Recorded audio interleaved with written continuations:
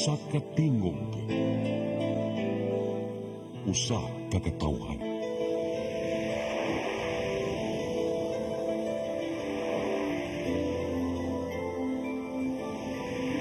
Cebu Catholic Television Network.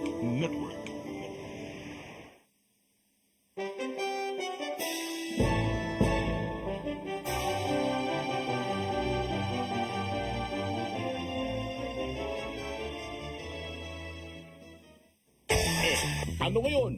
Napapanahong mga isyu. Bubusisiin dito lang sa Ano ngayon? Kasama ang makulit pero mababait na tandem Nino Bonito at Chonky Bench. Ano ngayon? Dapat sila'y ibasura. Idol Chonky Bench, may follow-up tayo sa bentahan ng ginto. Kasi sa nakaraang episode natin, di ba? Nag-iwan tayo ng billion worth of question. Ha? Bakit nagbenta kung wala tayong malalang krisis? Ngayon nga, Idol Bonito, kumikinang na ang Kumikinig. nakasisiro ng sagot. Aha. Ito ang sagot sa analysis ni Attorney Harry Roque. Kada bababa ang interest rate sa Amerika, yung interest sa kinikita ng mga nagdideposito ng dolyares, tumataas ang presyo ng ginto. Bakit? Kasi kapag maliit ang interest rate, siyempre ayaw mo magdeposito sa dolyares. Marami nang nakakaalam na. Hahanap ka ng iba at ngayon, sumisipa na naman ang ginto. Kaya nga hindi ko maintindihan kung bakit ang Marcos administration ibinenta ang 30% ng ating gold reserves. Fundraising sa school namin. Sa panahon na ang laki ng sinipa ng presyo ng ginto. Meron bang kumita dyan? Marami akong madiding mga damit nito. Nagtatanong lang. Kasi nga, nagbenta tayo dun pa sa pasimula pa lamang na sumipa ng napakataas ang presyo ng ginto. Magugas ako ng kamay.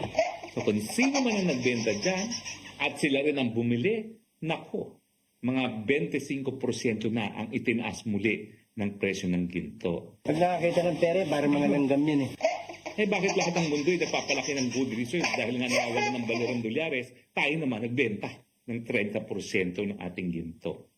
Siyempre, corruption na naman ang umiiral. Ari nawa mabilaukan kayo. Malaki talagang negosyo ang politika sa Pilipinas, Idol. Ano ang tawag sa paglilingkod na nagninegosyo? Ano? Public service. Mahiwaga ang ekonomista na nakagimik ng benta agad, tubong limpa. Kung stable na ba ang presyo ng ginto, bibilhin kaya uli ng Central Bank ang gintong binenta nila? Gusto mo bigyan kita eh, may isa pa ako eh. Sino kaya ang bumili at nakinabang sa gold reserve last month? Sino pa iti grupo ni na Eko?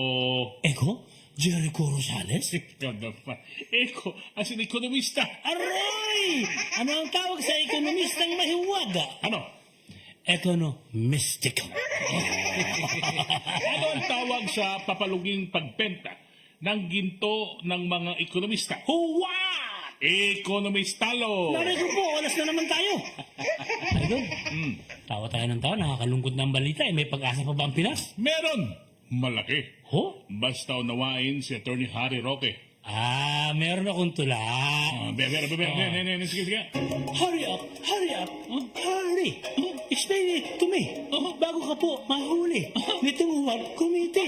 Bye! Tatlong bansa na sa Southeast Asia ang nagpahiwatig na kanilang kagustuhan na sumapi sa BRICS.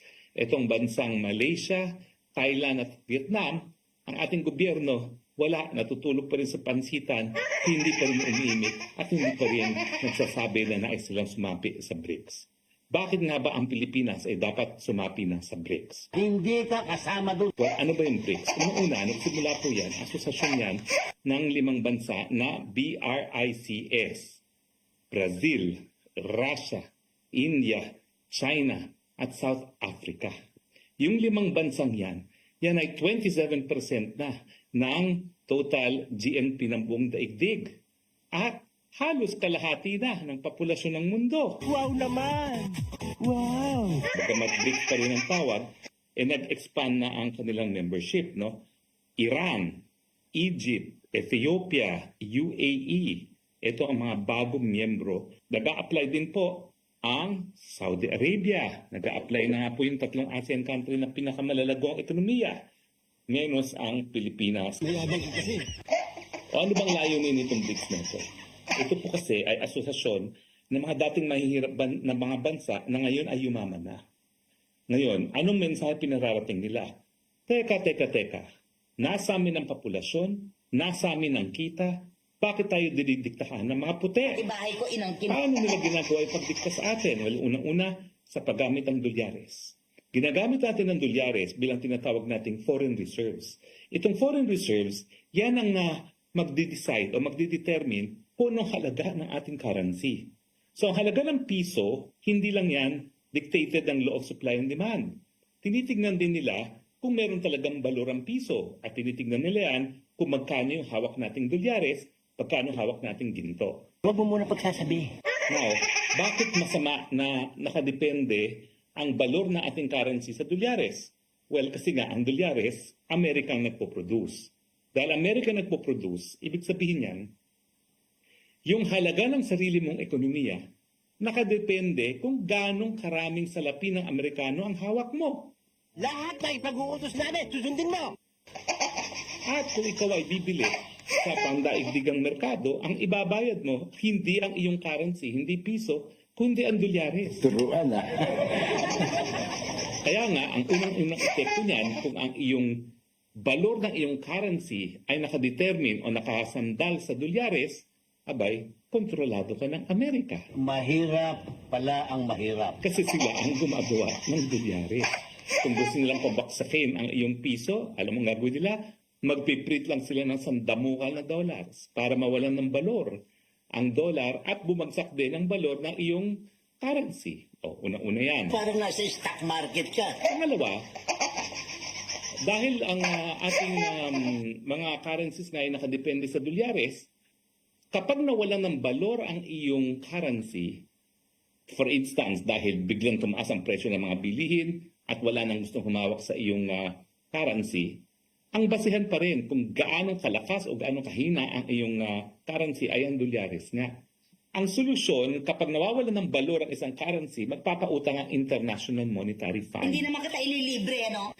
Ngayon, maraming mga dalubhasa na nagsasabi na ang International Monetary Fund ay isang pamamaraan ng mga Amerikano na kontrolin ang ekonomiya ng buong daigdig. Nagdadalamhati ako. Dahil yung mga pautang nila, yung mga kondisyones yan. Anong kondisyones? Kinakailangan buksan mo ang merkado. Saan? Sa mga Amerikano at mga puti. Kinakailangan, hayaan mo silang mamuhunan sa kanilang mga bayan. Kinakailangan, hayaan mo silang kunin ang iyong mga natural resources. Kinuha mo na lahat. So nadidiktahan ang mga bansang mahihirap gaya ng Pilipinas at siyempre dahil meron silang dinidikta sa ating economic policy, meron na rin silang impluensya sa politika. Hindi napunte. So talagang importante yung pagbuo ng BRICS kasi ito yung mga dating mahihirap ng mga bansa na nagsasabi, tama na yung pagdidikta ninyo sa aming mga buhay ng mga dating mahihirap na bansa.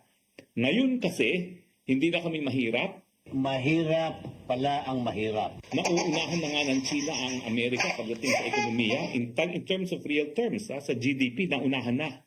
Kaya nga lang, in terms of per capita, dahil 1.4 billion na mga Chino, number one pa rin ang China. Pero in a few years, marami nag-estimate na mas kinapakalaki ng populasyon ng China, baka maunahan na ang Amerika. So ibig sabihin, nagrereklamo ngayon ng mga Chino. Bakit ang halaga ng aking yuan nakadepende sa halaga ng dolyares na hawak ko? Ba't ka magagalit? Ikaw pala itong tanga. So ngayon, ang sabi nila, well, once and for all, kami magdedeklara na kami independyente sa hawak ng mga puti dahil kami ay independyente na sa dolyares. Lahat na ipag-uutos namin, susundin mo. Kaya nga ngayon, nasyak ang buong daigdig kasi yung Saudi Arabia na isa rin nag-a-apply para sumali ng BRICS, abay sa kauna-unahang pagkakataon, tumanggap ng yuan na bayad para sa mga langis. Suplado yun So ngayon, yung mga gustong bumili ng dolyares para makabili ng langis, o pwede nang gumamit ng yuan. Anong epekto? Bababa ngayon ang halaga ng dolyares. Kasi nga, magkakaroon ng less demand. Ginusto mo yan nagpasarap eh. Siyempre, yung mga currency ng ibang mga bansa gaya ng Pilipinas na piso, posibleng tumaas. Parang nasa stock market ka. Now, para naman doon sa maiwasan yung mga pagdidikta sa ekonomiya kapag kinakailangan umutang para magkaroon ng stability doon sa halaga ng ating currency, Lalo kang nagkakapera. abay gumawa rin ng sariling bangko, ang BRICS. Dahil nga sinasabi nila, hindi po pwede na yung mga di umano'y tumutulong para magkaroon ng stabilidad yung halaga ng currency ng iba't ibang mga developing countries ay nagsasamantala at nagdidikta. Bakit yung papasa mo sa amin lahat yung gastos mo? So ngayon, gumawa sila ng sariling development bank nila. At po pwede kang umutang para sa infrastruktura hanggang $34 billion. Maraming salamat. Takin nyo yan. At take note, ang kanilang emphasis ay ang pangungutang mo, gamitin mo sa infrastruktura. Bakit? Kapag ikaw ay naggastos sa infrastruktura gaya ng ginawa ng China, well, unang-una, semento, bakal, trabahador. Ano ibig sabihin yan? Nagbibigay buhay sa iyong ekonomiya. Walang trabaho, walang pera. Sa katunayan, nung panahon ni Presidente Duterte na merong build, abay, dyan po talaga sumipa ang ating gross national product kasi nga po, may multiplier effect kapag gumastos ka sa infrastructure. At yan naman ay karanasan ng lahat ng mga dating mahihirap na ngayon ay mayaman. Pinangungunahan ng China, India, Vietnam, Malaysia. Tignan yung infrastructure nila. Nakakapagtaka talaga eh. Kabaliktaran na nangyayari sa Pilipinas. Imbis na ibuhos ang pera sa mga magaganda at malalaki mga kali at tulay, napupunta sa bulsa ng mga politiko. Maski ako mahirap, may prinsipyo ako. Maski malaki ang budget natin sa infrastruktura, hindi natin nararamdaman yung epekto sa ekonomiya. Ang ating mga kali sa Pilipinas, bako-bako. Kasi nga kalahati kinukurakot ni Congressman at ni Senatong. Pag nakakita ng pera, parang mga nanggam yan eh. Sa hinabahaba na explanation, simple lang pala. Mahihirap na bansa ang natauhan para labanan ng dominasyon ng American dollar. Kaya sila nagkaisa. Tumpak! US dollar talaga ang nagpapaikot. Ikot-ikot sa ekonomiya ng halos lahat ng bansa. US dollar din ang nagpapasikot-sikot para guluhin ang mga tahimik na bansa. Pero idol, parang ayaw yata ng administrasyon ngayon na lumahok sa economic revolution na ito. Huwag nang babalik ha. Dati naman si Pinoy, naalala ko noong 2013 o 2014, sumali ang Pilipinas sa pamamagitan ni Pinoy dun sa Asian Infrastructure Investment Bank, AIIB. AIIB is a multilateral development bank and international financial institution that aims to collectively improve economic and social outcomes in Asia. Ito ay sapin-sapin, patong-patong na institusyong pinansyal na damay-damay sa pagkalamay ng kaunlaran ng mundo. The bank currently has 109 members, 42 in Asia, 26 in Europe, 22 in Africa, 9 in Oceania, 8 in South America, and 2 in North America. Ba't parang ayaw mo? Tito Bob, relax ka lang, kasali po tayo dyan. The United Nations has addressed the launch of AIIB as having potential for scaling up financing for sustainable development and to improve the global economic governance. Pinuri ng United Nations ang hakbang ng AIIB na magdudulot ng mataas na antas ng pera na mapapakinabangan ng buong mundo. Hoy, PBBM! Hoy! Sumalin po tayo sa BRICS para tayo tumatang. Hoy, PBBM! Sumalo na po tayo ng breads para tayo umunlad. Narinig kita tayo. Eh ano ngayon? Hindi baling tenga ang mabingi, kesa naman mukha ang tumabingi. Ano ngayon? Di baling dumemba. May panuhol pa namang ayuda. Aroy! Uy, ano ngayon? May mga taong lumaki sa hirap, merong laki sa nakaw, puro kurap. Kapag makapwesto, akala mo hunyano, kapit na nga sa trono. kilala ng bayan sa nakaw na yaman, malakas sa inuman, walang pakialam. Meron pa kayang pag-asang mabago ang buhay ng bawat Pilipino? Laki sa nakaw, walwal, pupupulburon. Laki sa nakaw, walwal, pupupulburon. Laki sa nakaw, walwal, pupupulburon. Laki sa nakaw, walwal. Ano ngayon? Ano ngayon? Ano ngayon? Napapanahong mga isyo. Bubusisiin dito lang sa Ano ngayon? Kasama ang makulit pero mababait na tandem ni Bonito at Chonky Bench. Ano ngayon? Bakit sila iba